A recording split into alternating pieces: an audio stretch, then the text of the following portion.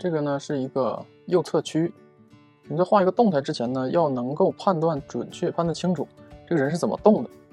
不要一看到什么想画，上来就开始画，就先观察、先分析一下，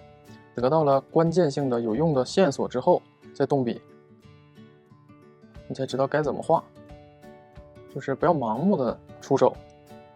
出手之前胸有成竹。有的时候会看有些人画画非常的娴熟，非常的自如，有一种非常洒脱、非常畅快的感觉，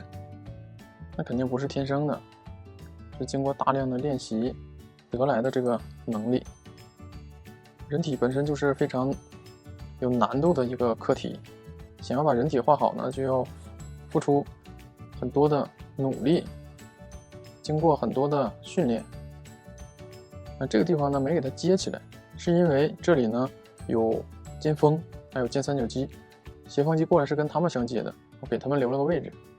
虽然没有去画，但是没画出来的部分也考虑了。